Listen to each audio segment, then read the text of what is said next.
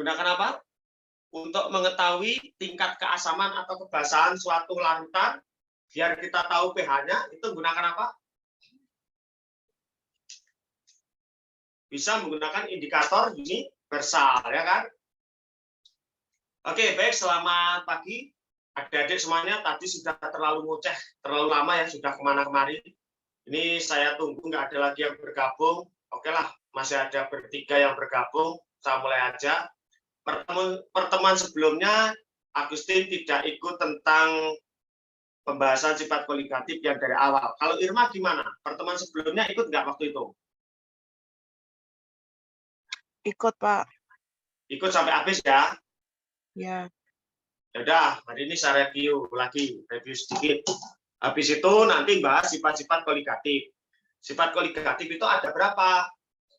Ada penurunan tekanan uap, kemudian kenaikan titik di D, penurunan titik di D, sama tekanan osmosis nanti ya. Ini saya tekankan dulu tentang satuan-satuan konsentrasi. Ini harus betul-betul mengerti ya. Yang pertama adalah konsep dasar mol.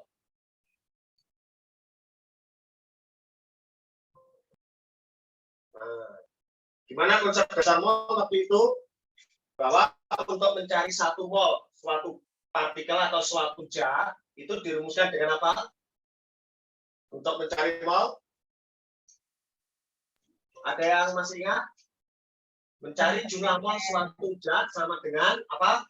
Gram dibagi apa?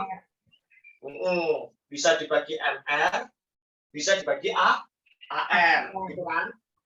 Ya, diingat-ingat nih. Dengan menyatakan N itu adalah jumlah mol. Kelihatan ya rumus warna hijau ini ya. N menyatakan jumlah mol. Ya. Terus G ini yang menyatakan massa atau gramnya ya. Massa atau gramnya. Terus MR ini menyatakan apa? Massa apa? Molekul relatif, ya kan? Nah, ini mungkin kalian tidak harus hafal semuanya ya, tapi perlu beberapa atom atau beberapa unsur ini harus ingat AR-nya. Ayo, AR-nya hidrogen berapa? AR-nya oksigen berapa? Nitrogen berapa? Karbon berapa? Ada yang ngerti? 1, oksigen berapa? 16. 16. Nitrogen. Oke, 14. Karbon berapa? 12. 12 dan seterusnya. Itu adalah AR, ya kan? Kalau MR misalkan saya punya air atau H2O, ya saya ingatkan kembali, maka MR-nya untuk H2O itu berapa, Pak? Ya gampang, hidrogen ada 1. Di sini ada berapa atom hidrogen? 2 atom. Berarti 2 kali 1. Ditambah berapa atom oksigen? 1. 1 atom oksigen punya AR 16. Berarti tambahin 16. 18. Paham ya? Bisa dimengerti ya sampai sini ya? Itu wajib diingat-ingat. Terus yang berikutnya adalah yang harus kita bahas, satuan-satuan konsentrasi. Nih, ini penting, satuan konsentrasi. Ada apa aja satuan-satuan konsentrasi kemarin? Ada fraksi mol, ya kan, yang kita bahas pertemuan sebelumnya? Ya. Apa itu fraksi mol? Apa fraksi mol? Mol pelarut atau terlarut terhadap jumlah mol larutan. Pertama ada fraksi mol. Jadi fraksi mol ini menyatakan perbandingan ya, atau jumlah ya, menyatakan perbandingan atau jumlah mol zat terlarut, bisa zat terlarut atau zat apa? Pelarutnya, ya kan? Pelarut tiap jumlah mol larutan. Atau dengan kata lain perbandingan antara jumlah mol zat terlarut, ya kan, atau pelarut terhadap jumlah mol larutan. Mengerti ya? Nah, sekarang kalau saya punya larutan, misalkan saya punya larutan metanol dalam air. Metanol dalam air. Metanol itu rumus kimianya apa? Ada yang tahu metanol?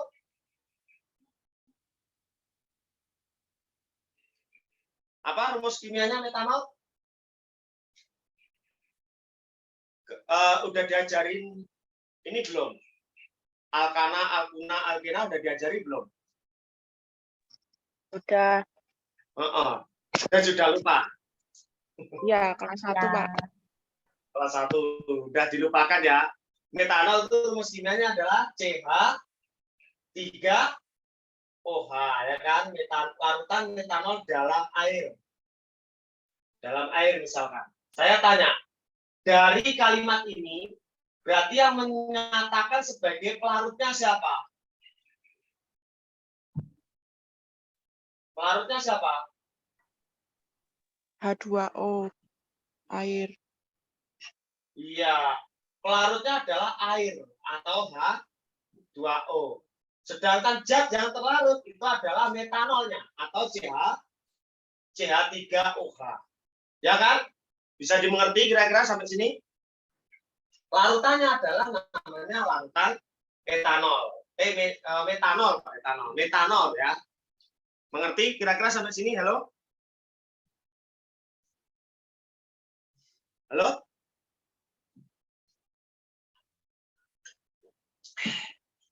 Nah, terus rumusnya untuk mencari fraksi mol kemarin gimana? Fraksi mol is zat terlarut sama dengan apa? Mol terlarut dibagi dengan apa? Molnya terlarut ditambah molnya pelarut. Ya kan?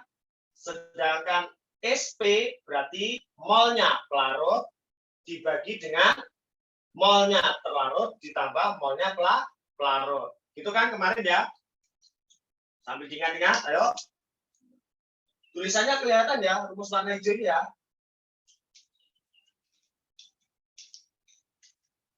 Nih, sambil diingat-ingat rumusnya.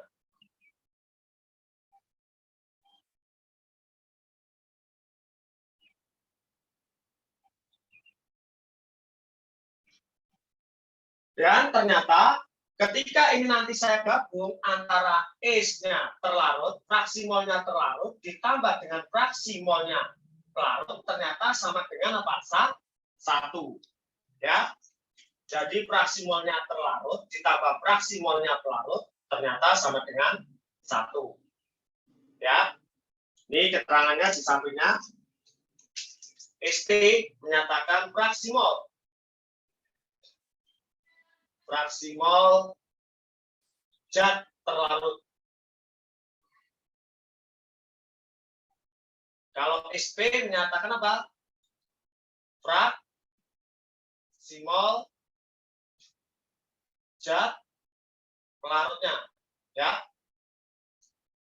Sedangkan NT menyatakan jumlah mol terlarut.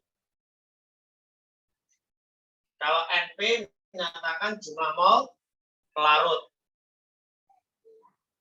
Ini harus diingat-ingat, ini rumus-rumus ini penting, ya.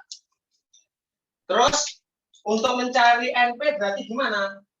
Molnya pelarut sama dengan apa? Ya gramnya pelarut dibagi dengan apa? Ya NR-nya pelarut, ya kan? Dan untuk mencari molnya terlarut ya sama berarti gramnya terlarut GT dibagi dengan NR. Ingat, GT dan GP, G itu adalah gram ya. Kalau GT berarti gramnya terlarut, kalau GP ya gramnya pelarut. Ya, wajib diingat-ingat. Kok banyak ya rumusnya ya?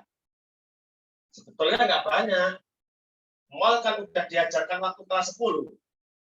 Nah, kalau ini udah ngerti aja gampang, tinggal kita menghafalkan 2 rumus ini.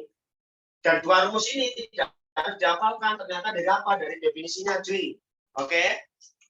Mengerti?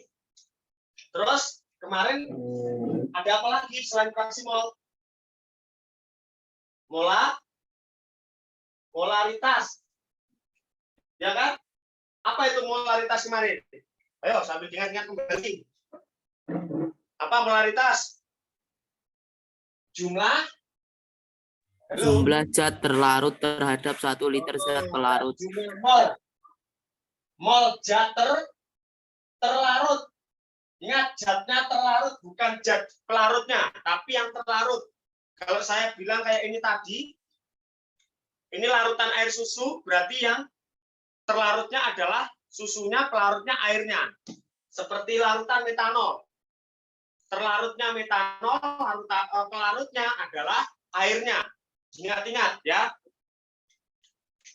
Jumlah mol zat terlarut dalam apa? 1 liter atau tiap volume, gitu kan kemarin ya. Dalam 1 liter larutan.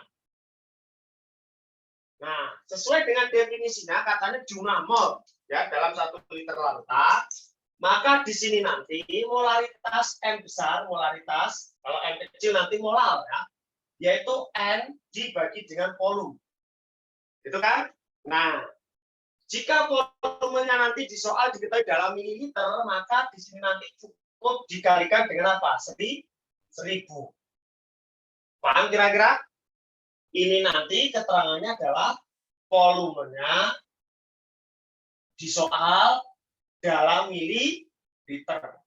Dan perlu kita ketahui, biasanya memang soal-soal kimia itu volumenya dalam mililiter. Sangat jarang dinyatakan dalam liter.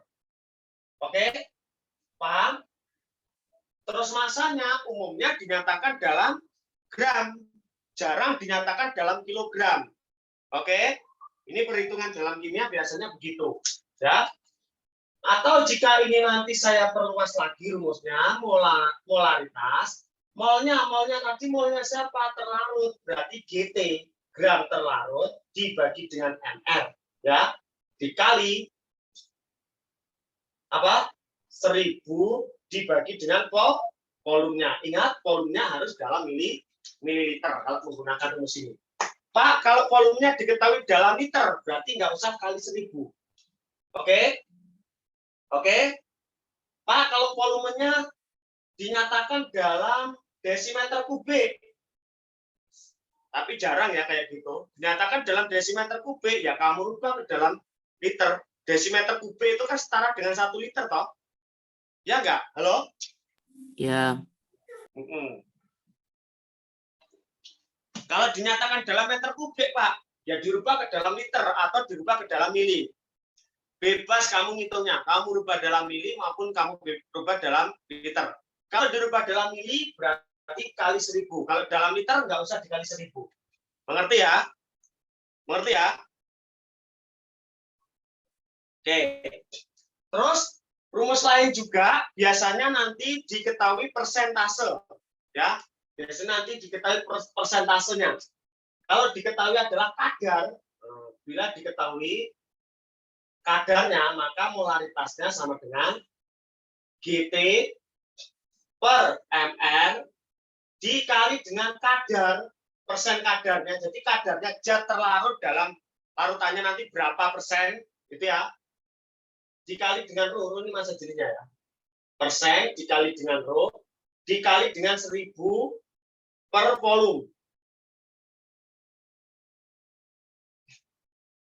Jadi tinggal dikalikan aja persen kali massa jenisnya. Ya. Ya udah, kalau kiranya bingung gini aja wis. Aduh. Nanti contoh soal aja, daripada nanti banyak rumusnya masuk dalam contoh soal aja lah. Ini nggak usah, biar nggak terlalu pusing banyak rumusnya. Kimia itu akan cepat dikerjakan kalau hafal rumus memang, ya. Nanti kalau banyak rumus malah pusing kalian. M ini menyatakan molaritas. Molaritas. Satuannya adalah molar.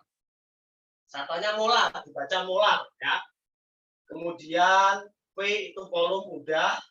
GT ya berarti gram terlarutnya tadi. Gram terlarut. N itu adalah mol terlarut. Ingat, bukan molnya pelarut, tapi molnya terlarut. Hati-hati, jangan salah konsep, ya.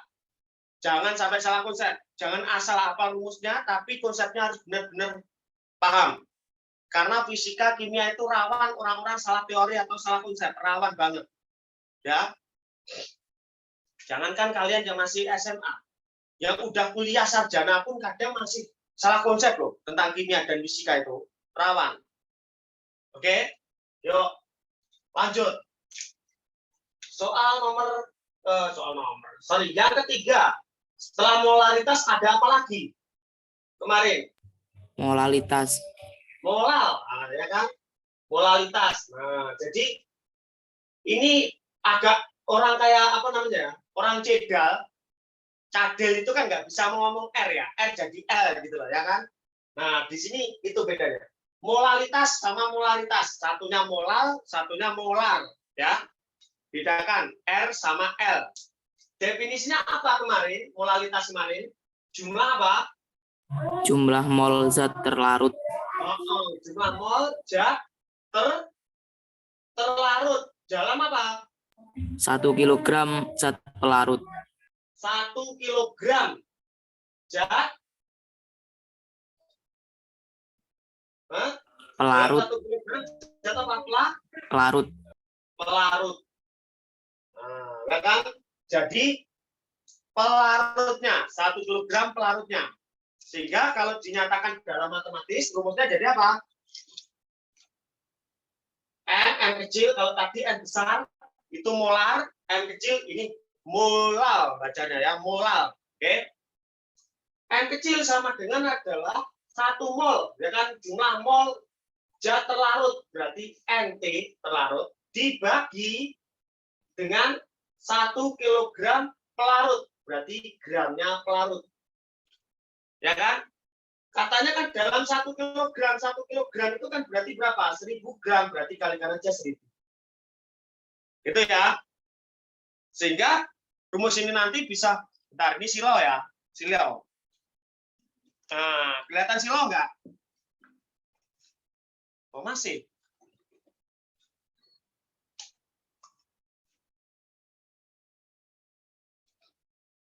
Rumusnya masih kelihatan ya?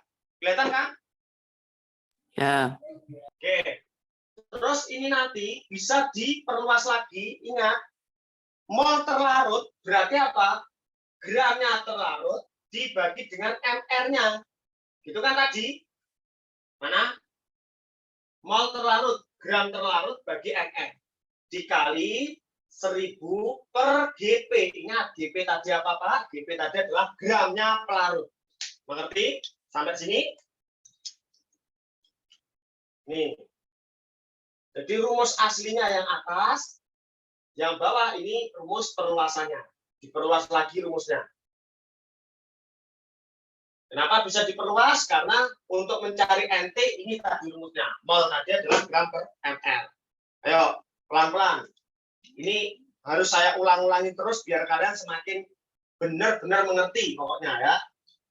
M ini adalah molal. Molalitas. Molalitas. Atau satuannya molar ya. M kecil bacanya molar. Terus NT mol terlarut. Terus NP molnya pelarut. GT gramnya terlarut. Terus GP gramnya pelarut. Oke ya, dipahami. Nah, terus yang ketiga ada apa? Ini kayaknya yang keempat. Kemarin kayaknya belum saya berikan yang keempat ini ya. Kadar persentase. Persentase. Ini sering keluar di soal masalahnya persen ini ya. Tapi kemarin kayaknya kita udah bahas contoh soal yang berkaitan dengan persen ya kayaknya. Ya enggak sih? Lupa aku. Udah pernah tak bahas ya? Ya udah wes, tak ulangi lagi dari awal semuanya. Habis ini ingat, harus benar-benar mengerti. Pak lek gak ngerti, takon. Oke? Paham ya? Harus benar-benar mengerti. Persentase. Apa sih pengertiannya? Yaitu jumlah apa? Gram Gram. terlarut. Gramnya terlarut Dalam larut jumlah 100 gram tiap larutan. tiap apa? 100 gram. 100 gram. Jadi anggapannya nanti larutannya itu ada 100 gram ya. Tiap 100 gram larutan. Ini anggapannya tiap 100 gram larutan ya. Sehingga kalau dirumuskan nanti gram persen sama dengan, ingat gramnya terlarut berarti ya GT per gramnya larutan. Gramnya larutan itu kan berarti GT ditambah dengan GP. Kenapa? Larutan itu kan terdiri dari dua zat terlarut sama zat larut. Makanya GT plus GP. Dikali namanya persen ya 100%. Gitu ya. Ini untuk mencari persentase ya. Persentase gram terlarut atau gram pelarut ya. Sebagai contoh, misalkan sebagai contoh saya punya soal, jangan soal dulu deh. Jangan soal dulu. Sebagai contoh saya punya NaOH 10% NaOH dalam larutan misalkan. Aduh, alarm saya. Alarmnya berbunyi. Saya punya misalkan ada 25% NaOH dalam apa ya? Air ya. Maka artinya pelarutnya siapa pelarutnya? Halo? Pelarutnya siapa? NaOH dalam air, pelarutnya siapa?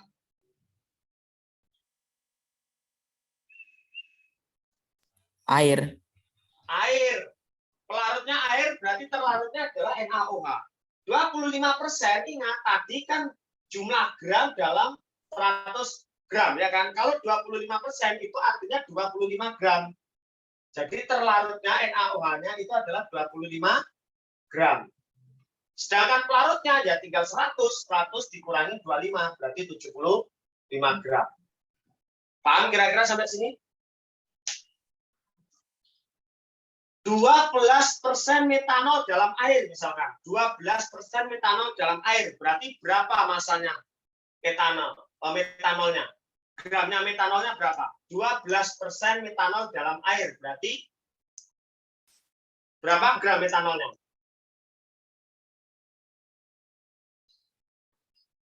Halo? Suara saya dari sana jelas nggak? Jelas. Jelas ya. Coba kalau saya punya 12% metanol. Metanol itu apa? CH3OH. Itu tadi sudah ditulis. Dalam air. Berarti anggapannya gramnya metanol atau gramnya terlarutnya adalah metanol. Anggapannya berapa? 12 gram. Gitu loh. Sedangkan gramnya pelarut, GP-nya anggapannya adalah 100 dikurangi 12. Berapa? 8 gram. Paham ya kira-kira ya sampai sini ya? Halo? Yuk, contoh soal. Habis ini bahas sifat kualitatif. Contoh soal.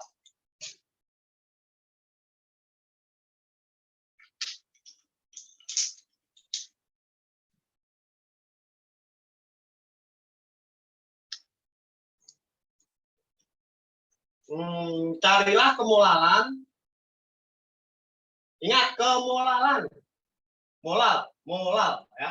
Kemolalan apa ya? NaCl itu apa?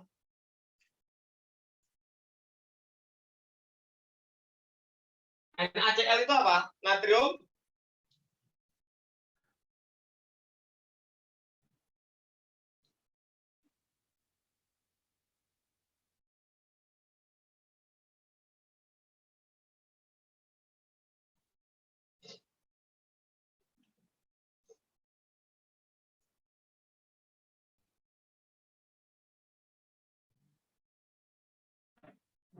bisa nggak kira-kira?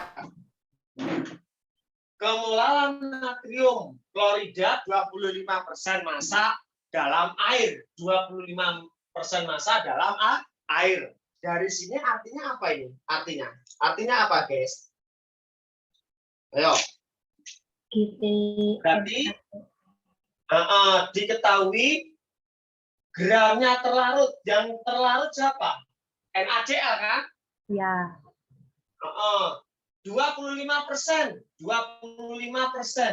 ya, atau sama dengan 25 gram. Ya kan? Terus MR-nya natrium klorida berapa? 58,5. Ditanya adalah kemolalan. Kemolalan itu berarti N kecil apa N besar tadi? Kemolalan. Halo? N kecil. N kecil. Ditanyakan adalah N kecilnya berapa? Ya, jawab. Ingat, untuk mencari kemolalan atau molalitas, untuk mencari N kecil tadi, dirumuskan dengan N sama dengan apa? Gram terlarut dibagi dengan MR-nya dikali berapa? 1000 per gramnya pelarut. Oke? Ya sudah, dari sini gramnya pelarut bisa kita hitung ya.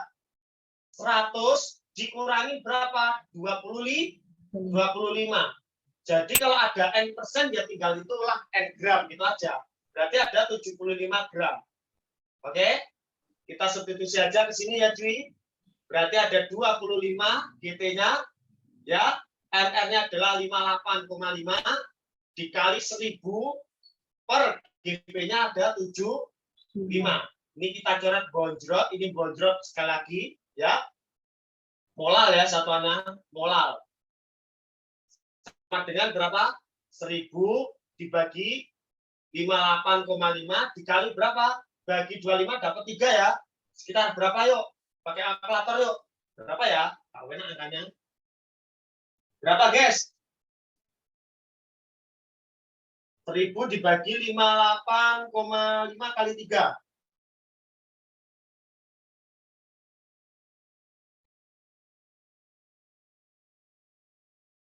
Berapa?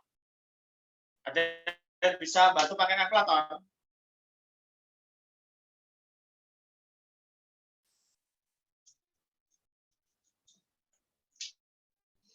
Ayo, bantu saya gunakan kalkulator.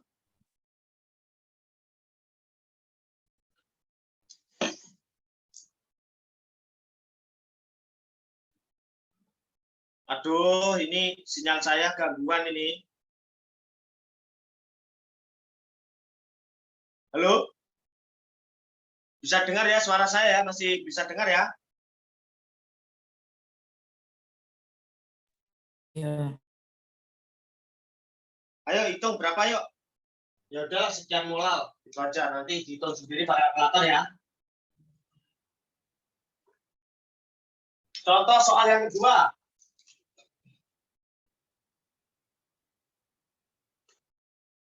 Contoh soal kedua suruh mencari apa ya enaknya ya? Fraksi mol aja. Fraksi mol larutan. Fraksi mol larutan. Larutan apa? Larutan apa ya? Metanol aja. Metanol. CH3OH dalam air berapa ya? Dalam air adalah 0,5. Nah, jadi diketahui fraksi molnya. Fraksi molnya larutan metanol dalam air itu adalah 0,5. Berapakah konsentrasinya?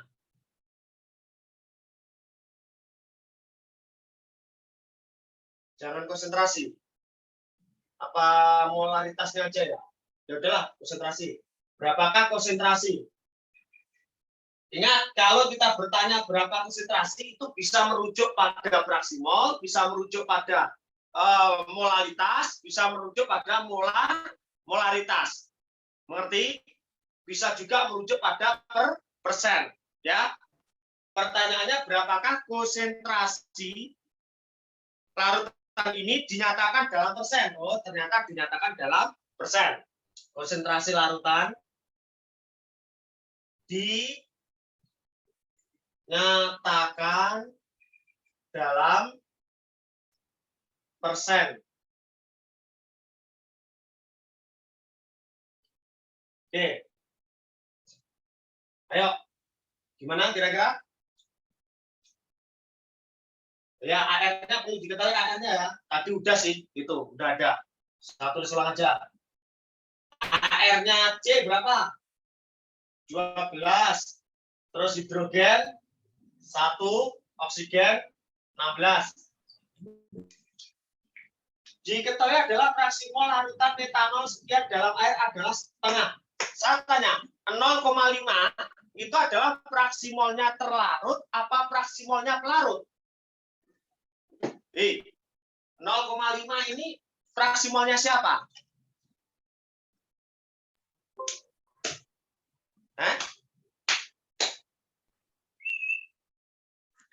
Pelarut. Yang terlarut, Pak. Pelarut apa zat terlarutnya? 0,5 ini. Zat terlarutnya. Terlarutnya. Ya. Lihat kalimatnya. Fraksi mol larutan metanol. Metanol yang diangkat itu. Jadi yang diketahui adalah fraksi molnya zat terlarut. Fraksi molnya metanol. Nah, metanol di sini sebagai terlarutnya. Berarti diketahui ST sama dengan setengah. Itu kan fraksi molnya. Dan kita tahu tadi bahwa fraksi mol tadi rumusnya apa? NT dibagi apa? NT plus NP sama dengan apa? Setengah. Ya enggak? Ya. Perhatikan baik-baik, jangan sampai berhenti. NT per NT plus NP sama dengan 1/2. Maka dapat kita simpulkan yang atas sama dengan yang atas. Berarti NT-nya sama dengan 1. Karena NT sama dengan 1, pasti dong NP-nya sama dengan berapa? Berapa? NT-nya 1, maka NP-nya sama dengan berapa? 1. 1 pula. Mengerti sampai sini? Terus lanjutin. Berapakah konsentrasi larutan dinyatakan dalam persen? Persenan tadi berarti gram terlarut dibagi gram terlarut tambah gram pelarutnya. Masalahnya kita tahu nggak berapa gramnya pelarut? Gramnya terlarut berapa? Tidak tahu ya. Berarti kita cari, ya kan? Ingat, rumusnya NT tadi adalah GT per MR. Berarti kalau saya ingin mencari GT, gram terlarut, maka NT dikali dengan MR. NT-nya 1, MR-nya berapa? Terlarutnya siapa? Metanol. Berapa MR-nya metanol? CH3OH. C, 12. Ya kan? Terus ditambah H, hanya ada 3, berarti 1 kali 3, 3 plus O-nya 16. Ditambah lagi berapa? Hanya 1 lagi. Berarti berapa hasilnya? Kelihatan nggak yang di bawah? Kelihatan ya? Masih kelihatan nggak? Langsung aja kali ya. 1 kali berapa MR-nya? 12 ditambah 3, 15 ditambah ya 15 tambah 16 Tambah 1. Hah? Itu kan berarti 32. Hanya ada 4. 32 ya? Ya. berarti ada 32 gram. Oke. Terus selanjutnya adalah gramnya pelarut. Pelarutnya siapa? Air. Berarti N-nya pelarut dikali dengan MR-nya air. Ya. Ya. MR-nya H2O. Air itu kan H2O. Ya. Ya enggak? Pelarutnya berapa? Satu. Harus ini hal yang sederhana harus ingat ya, kayak air itu H2O, gas oksigen berarti O2. Hal yang sederhana walaupun nggak ditulis di soal ya harus ingat. Masa H2O aja nggak ngerti kalau itu air. Kalau metanol ini CH3OH kalau kamu nggak ngerti ya nggak apa-apa sih. Tapi nanti harus mengerti. Makanya nanti harus belajar lagi tentang alkana, alkuna, dan alkena. Ya. Ya. Yuk. MR-nya H2O. H2O-nya 1 berarti 16. 18, ya kan? Ya, hasilnya adalah 18 gram. Ya sudah, persenannya berarti adalah 32, ya kan? Rumusnya tadi persen GT per GT plus GP. GT-nya 32, GT plus GP berapa, Pak? 32 tambah 18 berapa? 50. 50 dikali 100%. Iya enggak? Berapa Ya. persen? 64. 64%. Mengerti kira-kira sampai sini, halo? Ya. Paham ya? Ya. Ya. Baik, silakan dipahami dulu, saya foto. Ya. Kita sampai 9:30 aja ya.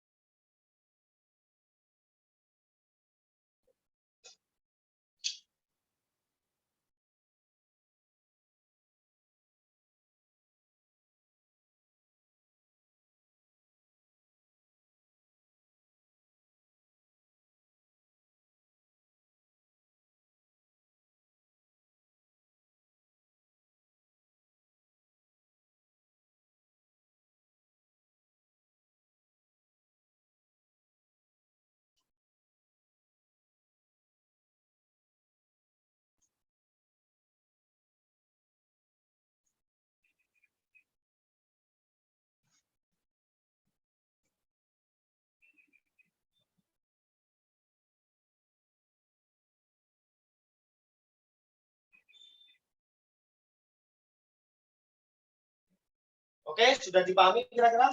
Halo? Halo?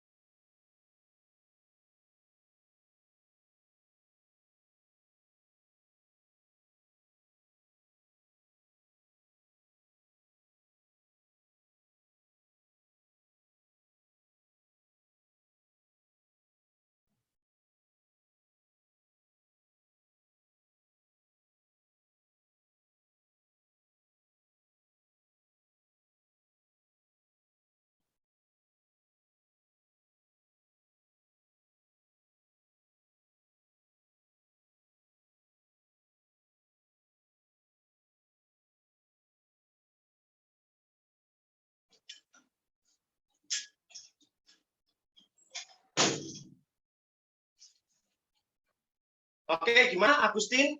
Kale, Rikma, paham sampai sini? Paham. Oke, ada pertanyaan? Belum ya? Yuk, Belum. lanjut. Oke.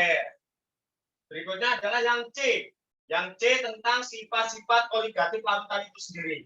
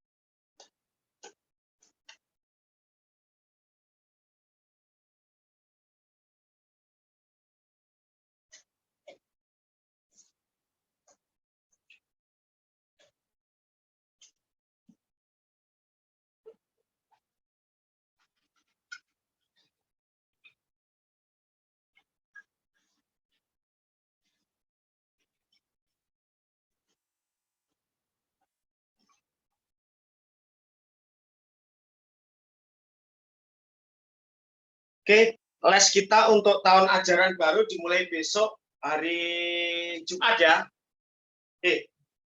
Jumat 1 minggu. Ya. Mulai besok tanggal 1 kan hari Jumat tanggal 1 toh? Ya enggak? Loh ya. Ya. Oke, berarti kita mulai besok. Jadwalnya nanti saya kirim. Oke? Jamnya jam 3 ya. Bisa ya semuanya ya, jam 3 ya. Jumat, Sabtu, Minggu. Jamnya jam 3. Kalau Minggu nanti bisa berubah-ubah. Kalau kalian pengen berubah hari Minggunya. Ya. Oke? Oke.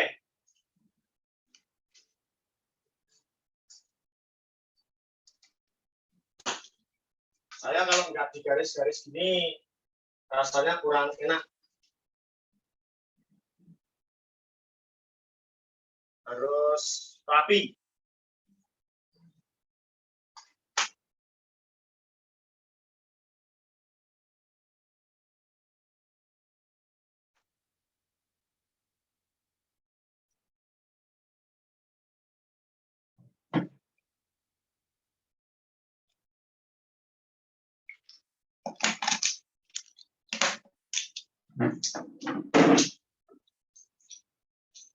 Yang tadi B, yang C ya. Sekarang yang C adalah sifat-sifat ya.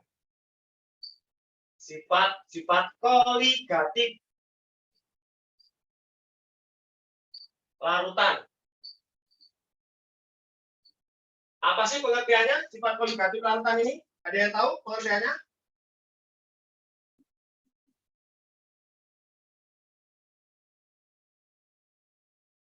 Apa pengertiannya kira-kira? Ada yang tahu nggak sifat koligatif larutan itu? Yaitu sifat apa? Sifat larutan apa? Yang memper apa? Hitung ya nggak ngerti ya. Yang memperhitungkan apa? Jumlah partikel atau jumlah mol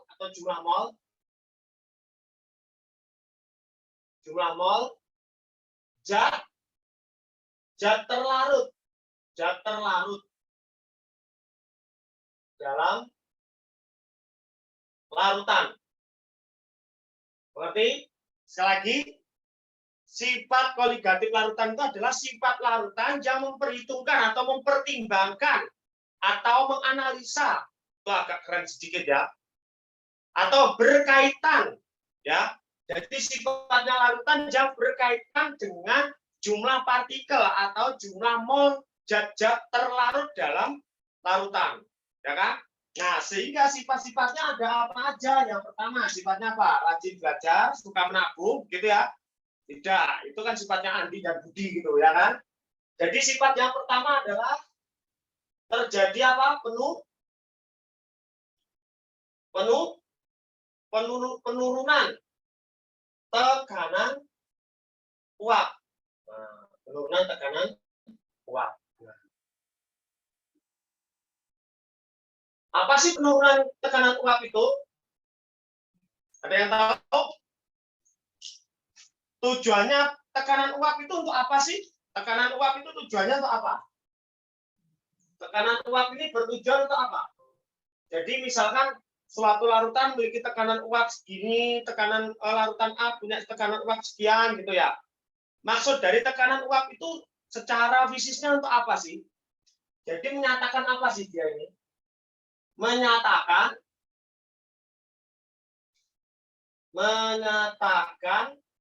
kecenderungan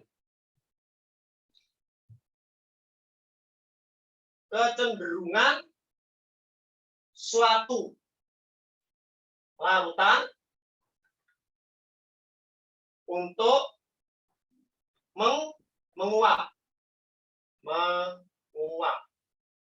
Jadi tekanan uap ini sesungguhnya menyatakan kecenderungan suatu larutan untuk menguap, ya.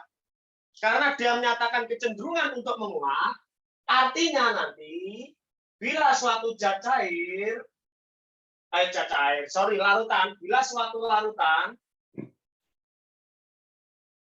larutan memiliki tekanan uap tinggi. Ini konsepnya wajib dipahami, ini konsep. Karena apa? Terkadang di soal-soal UTBK atau di soal-soal ujian itu muncul konsep, ya. Konsep seperti ini penting untuk dipahami. Jangan sampai kalian gagal paham, ya. Bila suatu larutan memiliki tekanan uap tinggi,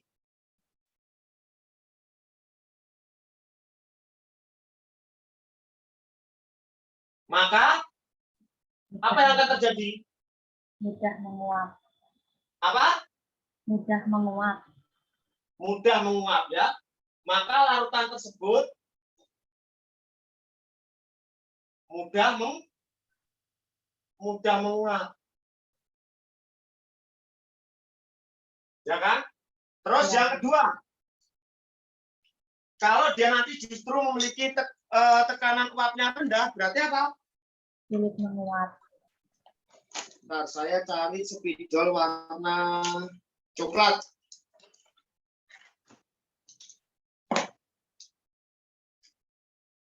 Nah, ini warna coklat nih.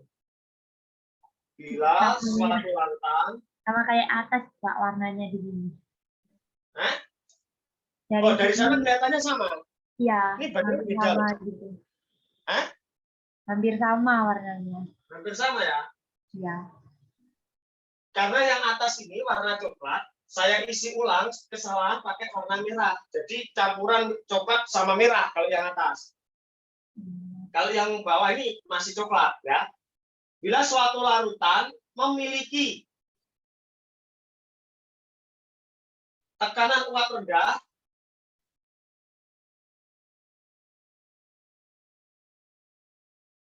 artinya apa? Maka Sulit menguap. larutan akan apa? Sulit menguap. Akan sulit atau susah, ya. Sulit menguap.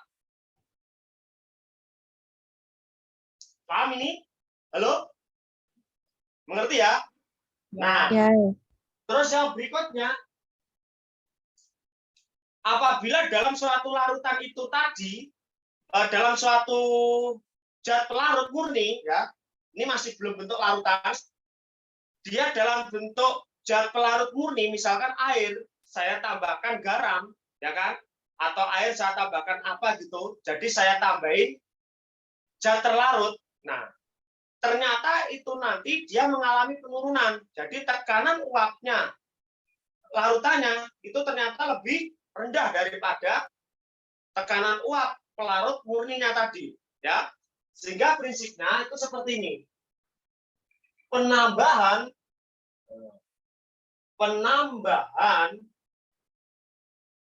zat terlarut dalam pelarut murni,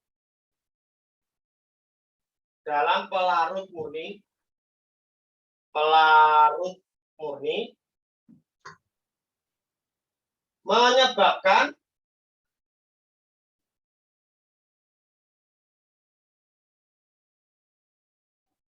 tekanan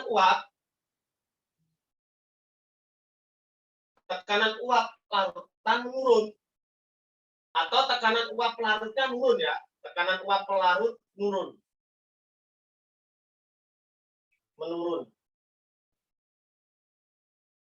Nah, ingat, kalau awalnya air itu masih pelarut, saya tambahkan dengan garam misalkan, maka dia nanti akan menjadi larutan garam.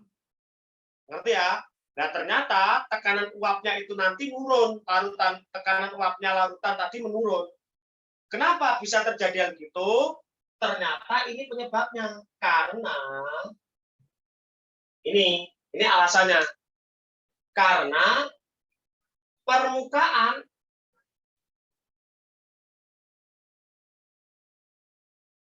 partikel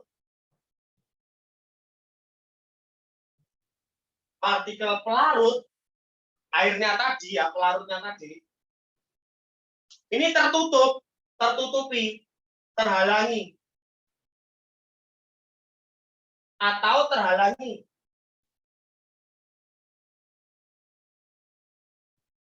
oleh partikel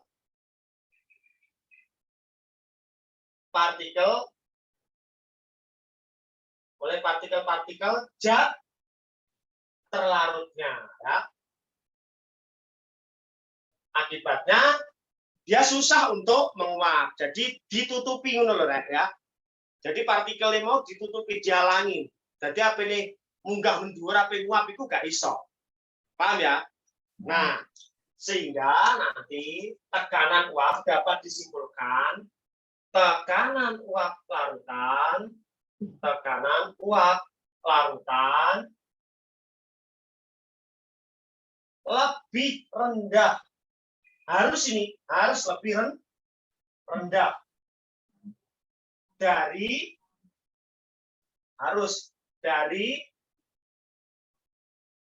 pada tekanan uap pelarut murni. Tekanan uap pelarut murni. Sebelum ditambahi zat terlarutnya tadi, ya kan? Nanti kalau ada pertanyaan kenapa kok bisa terjadi lebih rendah tekanan uapnya, ini alasannya karena permukaan partikel-partikelnya pelarut ini tertutup atau terhalangi oleh partikel-partikelnya terlarut, sehingga dia susah untuk naik ke atas atau untuk menguap. Seperti ya. Nah, akibatnya tekanan uapnya menjadi lebih rendah dibandingkan tekanan uapnya pelarut murni, ya. Nah, secara matematika dapat dirumuskan demikian. Delta V ini adalah penurunan tekanan uapnya. Delta V sama dengan penurunannya adalah tekanan uap murni P0, biasanya di sekolah nanti pakai simbol P0-nya di atas ya. Harusnya di bawah nggak apa-apa, di atas nggak masalah. Bebas up to you. Ya. Dikurangi dengan tekanan uapnya larutan, ya. Delta P ini adalah penurunan tekanan uap. Paham ya maksudnya penurunan tekanan uap ya? Jadi penurunan tekanan uap tadi pengertiannya adalah turunnya tekanan uap larutan lebih rendah daripada tekanan uapnya pelarut murni. Makanya terjadinya yang namanya adalah penurunan tekanan uap, ya. Ini keterangannya delta P menyatakan penurunan tekanan uap. P0 menyatakan apa? Tekanan uap jenuh. Biasanya ada yang bilang tekanan uap jenuh. Pelarut ya. Murni. Jadi misalnya air tadi, ya air tadi tekanannya berapa mula-mula, dan kemudian dicampurkan dengan garam itu tadi. Ini kalau sudah dicampur garam berarti sudah larutan, P berarti. Ini tekanan uap jenuh larutan. Larutan. Satuannya tekanan apa Pak? Ya, kalau dalam ilmu fisika satuannya tekanan adalah Pascal sama atmosfer. Itu kalau dalam fisika. Tapi secara umum, baik fisika maupun kimia, secara internasional harusnya tekanan, satuan tekanan itu bisa Torr atau Torricelli, ya. Kalau kita bicaranya dalam zat cair, berarti bisa jadi milimeter hidrogium. Itu kalau dinyatakan dalam raksa, ya. Milimeter hidrogium. Atau cmHg, sentimeter hidrogium. mmHg itu milimeter hidrogium bacanya. Paham ya ini ya? Jadi ikut di soal aja nanti. Karena kalau di kimia itu tidak sekaku fisika kok, tenang aja. Kalau fisika harus kaku ngikutin SI, gitu kan? Ya. Kalau nggak ngikutin SI nanti dikerjakan di jawabannya nggak ada, gitu kan? Nah kalau di kimia itu bebas, tergantung soalnya nanti. Dan tergantung pilihan gandanya. Gampang, kimia itu lebih gampang daripada fisika. Betul? Insya Allah. Insya Allah ya. Loh, Gale melarikan diri. Tinggal 2 orang ini. Gale sama Irma melarikan diri. Ya udahlah. Nah, terus delta P ternyata dapat kita hubungkan dengan yang namanya fraksi mol tadi. Ya, delta P bisa kita hubungkan dengan fraksi mol. Rumusnya gimana delta P? Delta P sama dengan adalah P0 dikalikan dengan ST. Apa ST tadi? Fraksi molnya terlarut. Sedangkan P dapat dirumuskan dengan apa? Del P0 dikali apa? Kali SP. SP-nya ya, pelarutnya. Cara untuk mengingatnya gimana, Pak? Gini kata kuncinya. Delta T, delta ada T-nya kan? Oh, berarti pakai ST. P, oh berarti pakai SP gitu loh. Ingat, P tadi apa? Tekanan uap pelarutan. Oke? Kalau delta P tadi apa? Tekanan uap jenuh pelarut. Ya kan? Kalau P0 tadi ya, kalau delta P berarti penurunan. Oke, ini diingat-ingat rumusnya. Mengerti kira-kira sampai sini? Halo? Ya. Oke.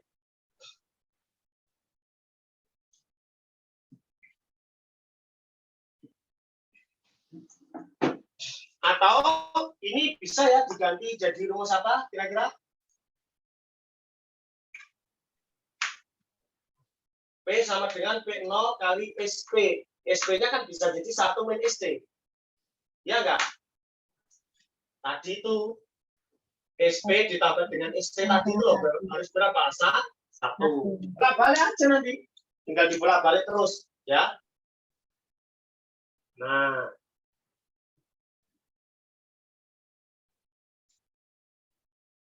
Paham ya ini ya? Bisa dimengerti ya kira-kira ya? Halo? Kalau mau diperluas lagi Pak rumusnya, boleh. ST tadi apa rumusnya? Berarti delta P P0 dikali apa? ST berarti GT gramnya, ya kan? Dibagi apa? GT per N pakai N aja. NT dibagi dengan NT ditambah dengan NP. Begitu ya? Ya. Dan seterusnya. Terusnya nanti diperluas aja, ngikutin aja nanti. Ya. Ikutin aja. Nah, yang saya tuliskan di sini tadi semuanya adalah kasusnya adalah kasus untuk larutan apa? Non elektrolit. Untuk larutan yang non elektro. Kalau cara mengetahui elektrolit atau kalau sama enggak elektrolit itu gimana, Pak? Nah, itu memang harus hafalan ya. Oh. Harus hafalan nanti untuk mengetahui dia itu. Ya contohnya kalau urea itu jelas bukan elektrolit ya kan. Kalau elektrolit itu kalau ingin pakai, jadi bisa dihafalkan, bisa dibuktikan ya kan. Elektrolit itu ya berarti dia bisa mengantarkan arus listrik, kalau non ya tidak, gitu aja. Kalau pengen pakai eksperimen ya cari aja larutan yang nanti bisa menghasilkan arus listrik, ya berarti dia yang elektrolit. Kalau enggak berarti non. Itu kalau melalui eksperimen, ya kan? Ya. Kalau enggak melalui eksperimen ya memang harus hafalan. Oke? Paham sampai sini kira-kira? Ada pertanyaan? Belum ya? Oke. Terus nanti kalau kasusnya adalah non elektrolit gimana? Kalau elektrolit gimana? Tadi kan non elektrolit ya. Kalau pada larutan elektro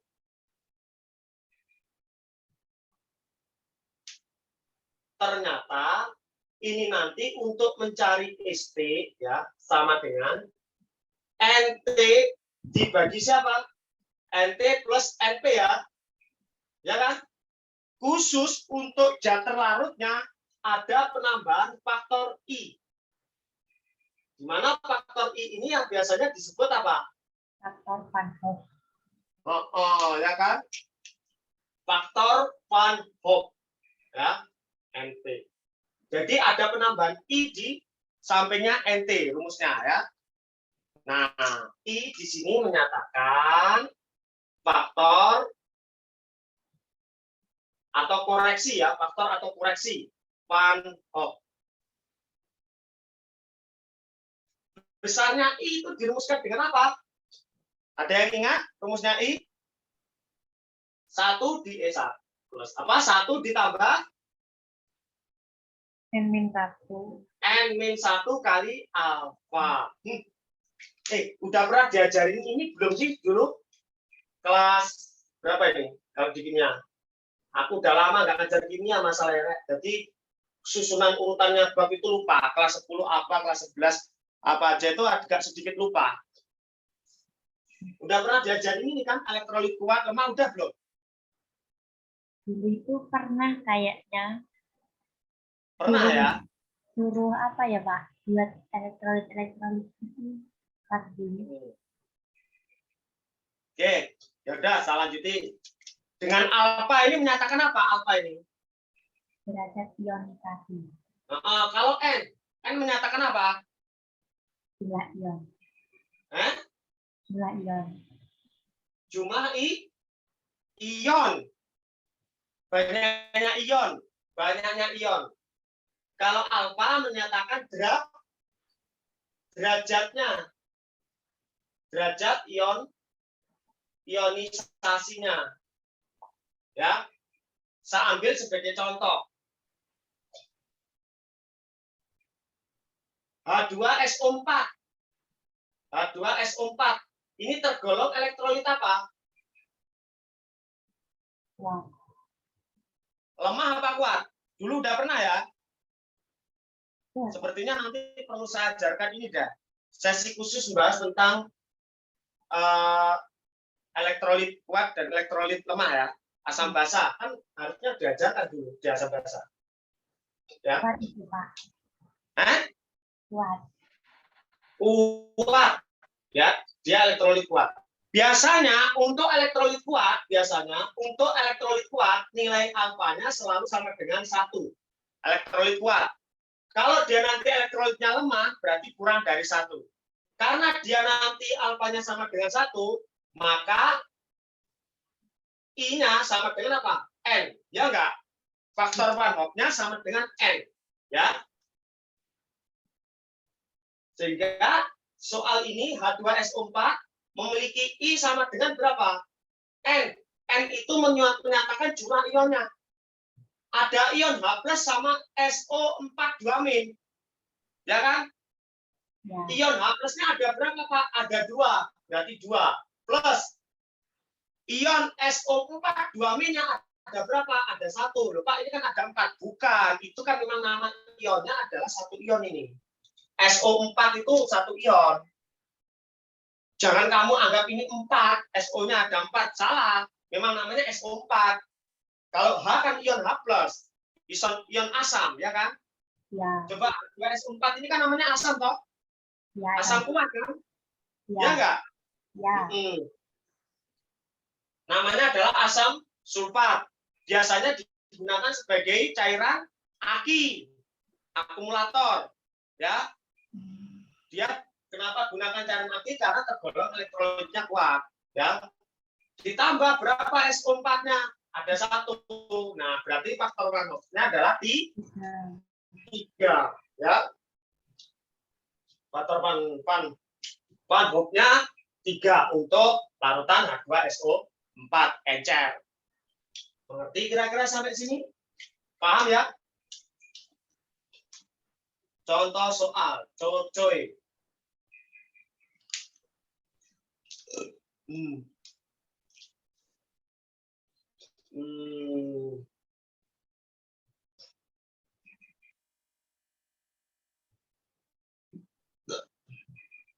Dipahami dulu ya. Penurunan tekanan uap dipahami dulu. Tekanan uap. Ini contoh soalnya. Tekanan uap air pada suhu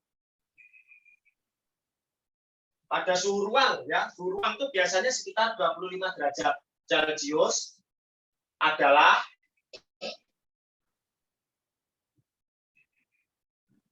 25 tor. Apa tor? Torricelli ya. Berapakah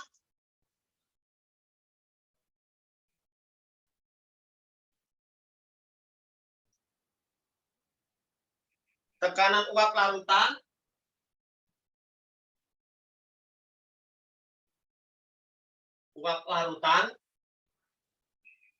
pada suhu 25 derajat Celcius. Terus yang dibuat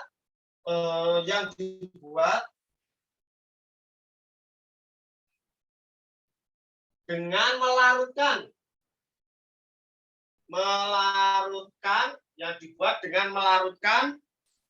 berapa ya? Setengah mol sukrosa. Setengah mol sukrosa dalam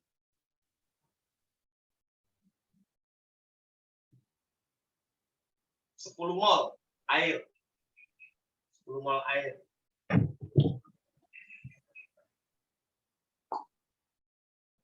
Kebayang ya kira-kira ya? Sukrosa. Sukrosa ini zat elektrolit apa non elektrolit?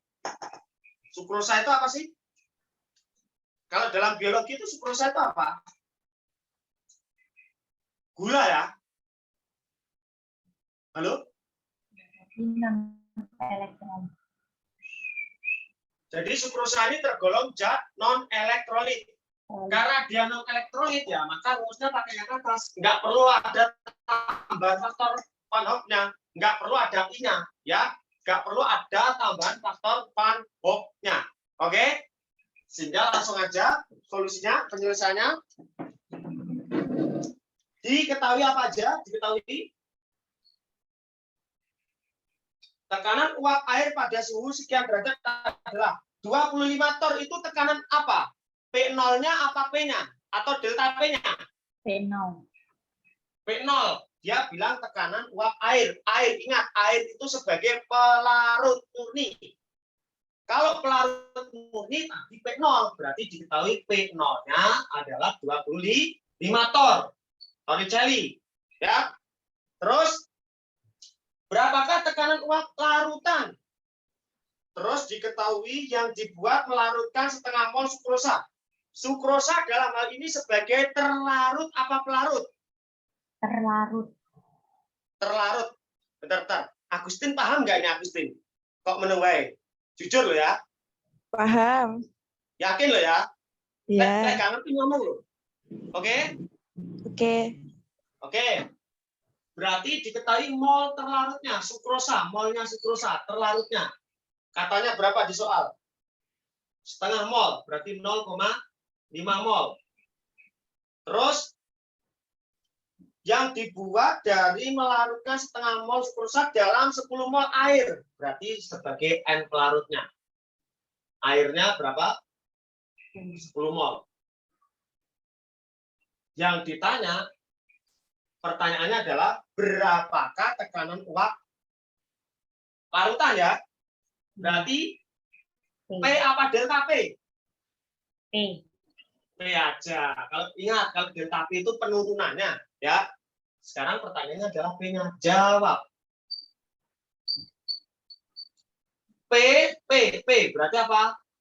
P0 kali S. P berarti ya SP. Kalau delta T berarti ST. Gitu loh. Itu strateginya mengingat rumus. Mengerti kira-kira? Ya, berarti kalau kita jabarkan P0 dikali SP berarti apa? NP per NT plus NP. Gitu ya. Oke. Wah, angkanya nggak enak nanti ya. 10 ditambah. Nggak enak angkanya. Biar enak angkanya saya ganti aja lah. Jangan setengah mol. Itu. Yang Saya ganti aja kali ya, biar enak angkanya ya.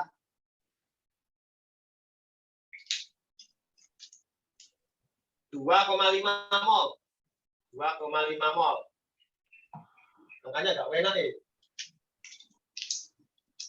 Berarti ini 2,5. Oke.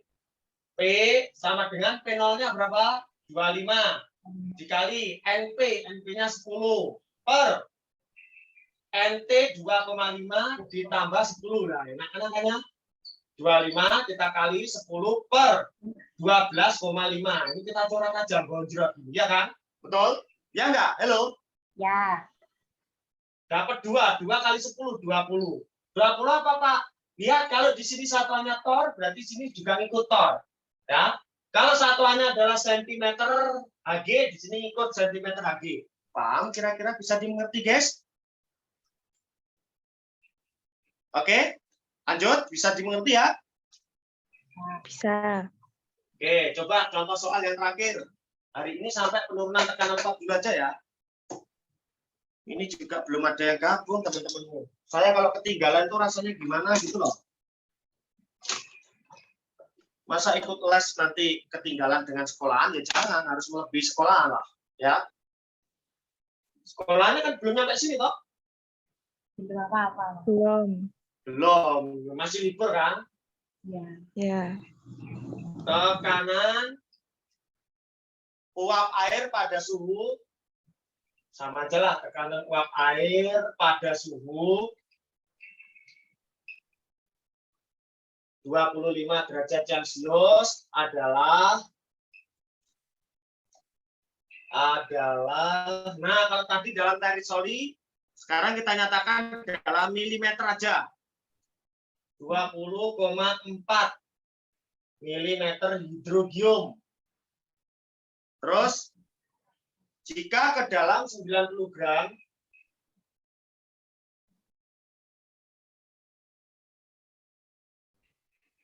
ke dalam 90 gram air dilarutkan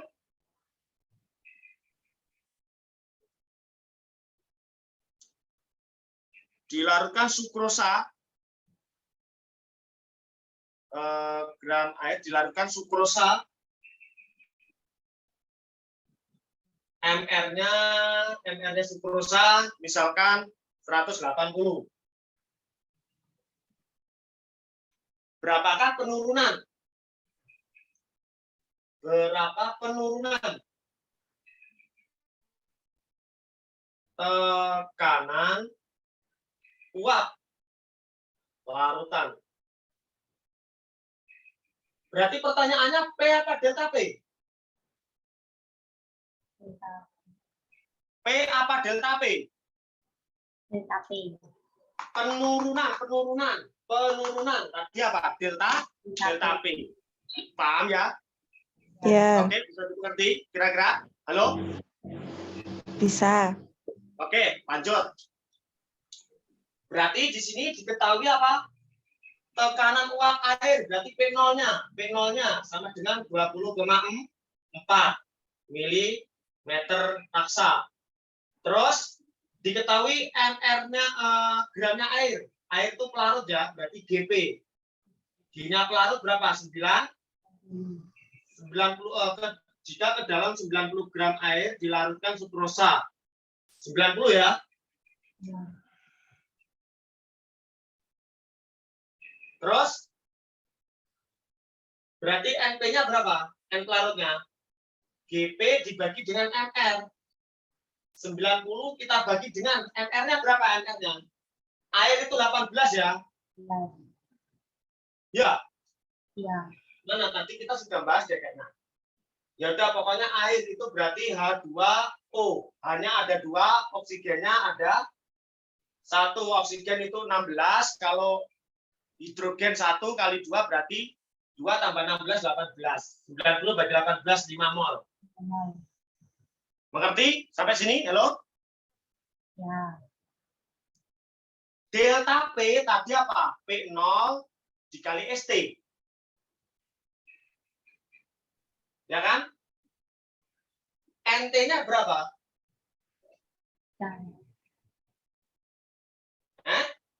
NT-nya berarti NT berarti GT dibagi dengan, kalau ada 90 gram air kan anggapannya tadi dalam satu larutan ada 100 gram ya. Ya kan? Kan ini nggak diketahui ya. Jadi anggapannya ada 100 gram, berarti anggap aja 10 gram ini. Ya enggak? ya. Dibagi dengan berapa? Kok nggak enak angkanya ya? NR-nya 180 ya. Iya. Waduh, 1/18 cuy. Oh, enak banget ini. Berarti ST sama dengan NT per, wah beneran nggak enak ini. NT plus NP. NT-nya 1/18. Kira rek? Dibagi 1/18 ditambah 5. Gini aja ya, dikalikan 18/18 semuanya. Atas dapat 1, bawah kali 18. 18 kali 5 berapa? 60 ya? Per 61. Berarti 1/61. ST-nya. Delta P tadi apa? Delta TT. Berarti P0 kali ST. Ya enggak? Halo? Ya. P0-nya berapa? Misalnya 20,4. Ya, kita kali ST. ST-nya 1/61. Jawabannya adalah milimeter ya. Milimeter hidrogium. mmHg. Ya. Karena di sini nggak diketahui sukrosanya berapa gram.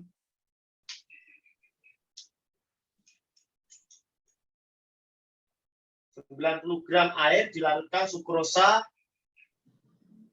MR-nya segitu. Kalau nggak diketahui ya dianggap aja 10 gram. Kenapa 10 gram? Karena larutannya nanti anggapannya adalah 100 gram. Sesuai dengan definisi persentase tadi itu loh.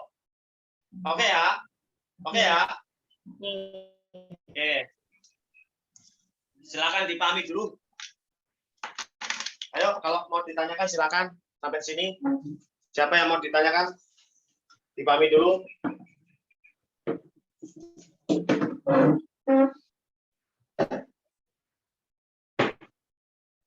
Oke, belum ada yang ditanyakan.